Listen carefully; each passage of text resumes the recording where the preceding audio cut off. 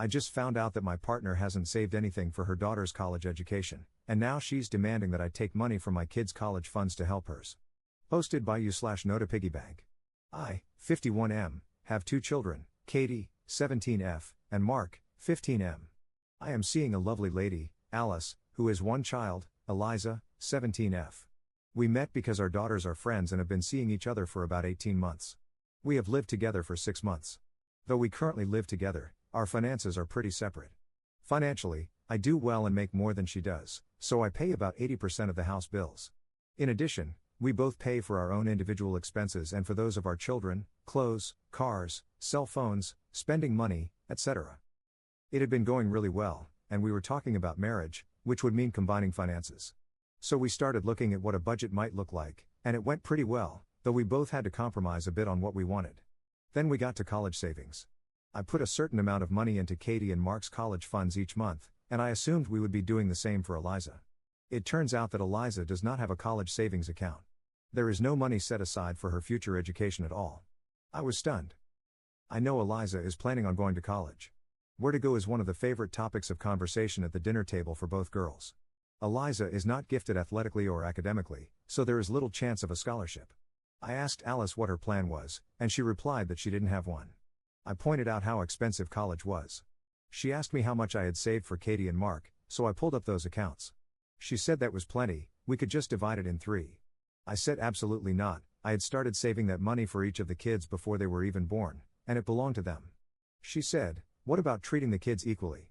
I replied that treating them equally meant giving each of them the same amount going forward, not taking money away from 2 of them to give to the other. She then asked about the retirement funds. I said no again, both because of the hit we would take on taxes and what it would do to our early retirement plans. I had worked hard to save to be able to retire early and travel. Alice said it was unfair to Eliza not to pay for her college when I am paying for the other 2, and I agree. But you don't start planning how to pay for college when the kid is 17. It's not Eliza's fault, but it's not mine either. Alice is accusing me of not caring about Eliza, that I would find a way if she were my child. I told her that I did find a way for my kids, it was saving for their entire lives, not hoping that tens of thousands of dollars would magically appear. It went downhill from there. At this point, Alice and I are not speaking. We won't be getting married, and I seriously doubt we will be together much longer. I don't think I am wrong, and neither do the people I talk to. However, I admit they are biased toward me. I am coming here to get an outside perspective. Am I the jerk here? Relevant comments. Commenter. Alice sounds like she's looking for a little bit of sugar daddy money pretty late in the game. It comes across as pretty sketchy for her to show up, throw her kid in with yours, and assume the bill would be covered. I would take this whole situation as a red flag at the very least. Ops response. I didn't include it in the post due to the character limit, but Alice and I had discussed our expectations. We did say we wanted the kids to be treated equally by both of us. Commenter.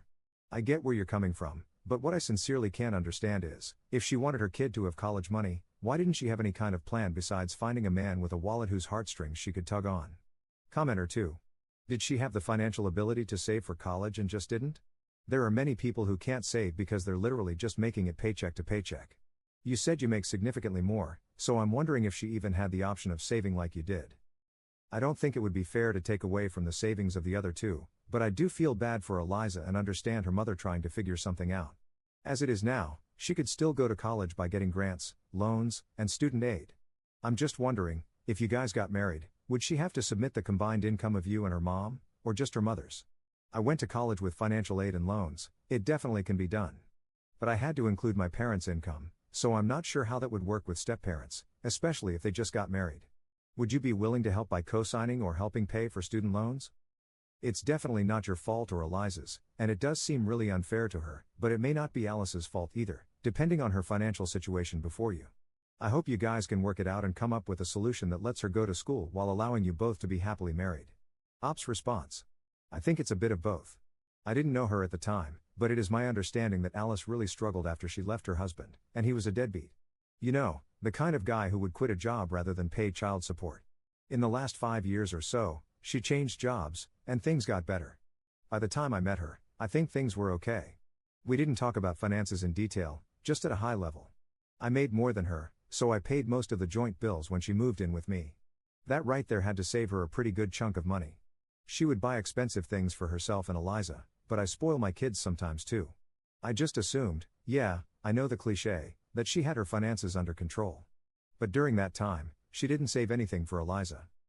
I'm not an expert on financial aid. I had always known my kids wouldn't qualify for grants, and I planned to pay the entire cost so they wouldn't have to get loans. I think it's the combined income of the household, but I'm not positive. If that's true, us not being together might actually be helpful to Eliza, one bright spot in this whole mess. I am not willing to co-sign. I got burned on that years ago. I would not co-sign for my children either. They, Eliza included, have all heard my spiel on the evils of co-signing. I was willing to contribute to Eliza's college fund just like I do for Katie and Mark. I am planning to keep contributing until their last semester. I do not want to take on debt. I'm pretty sure Alice and I are done.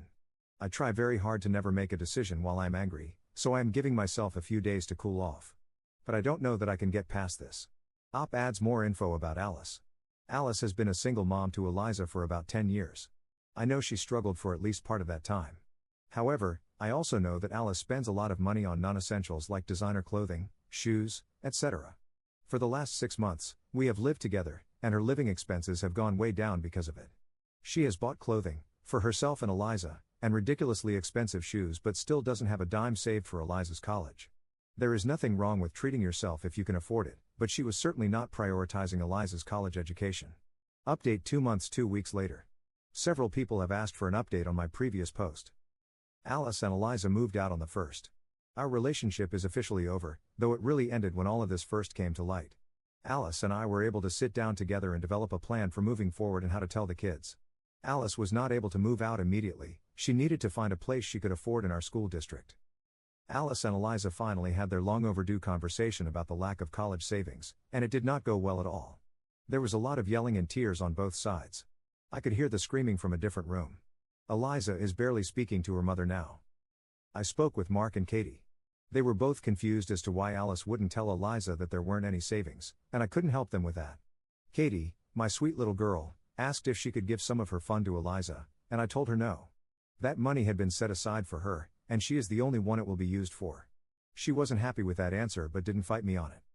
All of the kids wanted to know if Alice and I were breaking up, and we told them yes, that Alice and Eliza would be moving out.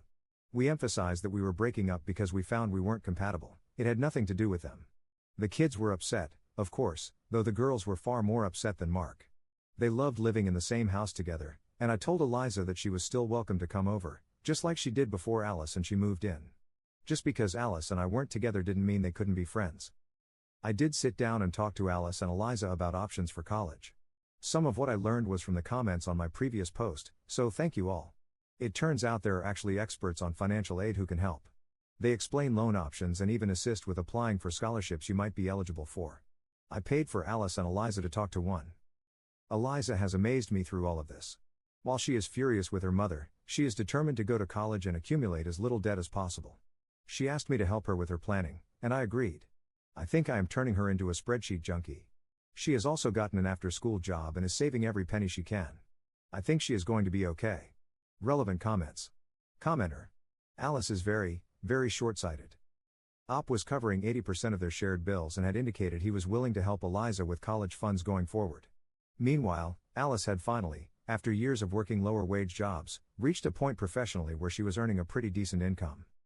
If she and Op could build a small cushion for Eliza and avoid getting married, so as not to affect her FAFSA, it's entirely possible that Alice could have covered Eliza's college costs at an in-state public university with her income, Op's financial help, and a combination of grants and loans, made feasible by the cost savings of living with Op and him covering 80% of their living expenses. Instead, she made unreasonable demands, and now they're breaking up, which means she has to move out and cover all her expenses, rent, utilities, etc., herself. Commenter 2. To add to this, the moment he found out there were no savings for Eliza, his entire perception of Alice changed, and not in a good way. He immediately saw her differently, and his opinion of her did a full 180. She showed her hand, and it wasn't a good one. Once he had that information, he was able to piece things together.